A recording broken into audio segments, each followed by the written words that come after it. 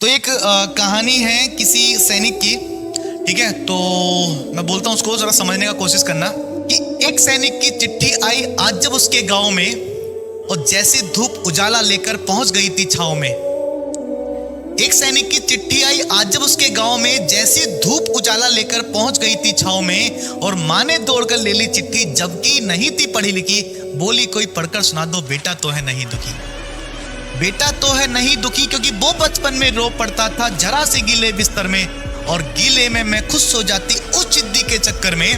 और जाने कितनी ठंडक होगी उस बर्फीली घाटी में, जाने कैसे सोता होगा लाल मेरा वो माटी में। आज उसी के दम पर कहती सबको नाच नचा दूंगी, पापी पाकिस्तान में घुसकर हाहाकार मचा दूंगी। पढ़ने को जब चिट्ठी खोली गम का वो तूफान चला, और ऐसी खबर लिखी चिट्ठी में, पढ़ता इसको कौन भला। चेहरे सबके धुए धुए थे जैसे दिल है कहीं जला, और सूख गए ममता के आंसू जैसे दिल है कहीं पला। तभी अचानक पड़ोसन ने था उसको बतलाया, तभी अचानक पड़ोसन ने था उसको बतलाया, और टूट पड़ी वो ममता घायल, काल भी उससे शर्माया। तुझे देखकर गांव के अंदर एक बाजत सुलगती थी, उस बाजत में आग लगाकर फिर से प्रलय मचा दूंगी, पापी पाकिस्तान में घुसकर हाहाकार मचा दूंगी।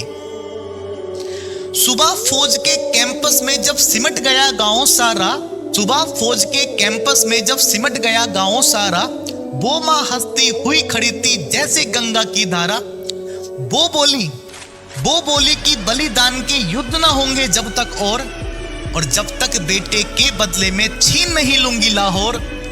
साहब मेरे बेटे का हत्यारा बच ना पाएगा, साहब मेरा दूसरा बेटा भी युद्ध भूमि को जाएगा, दूसरा बेटा भी युद्ध भूमि को जाएगा।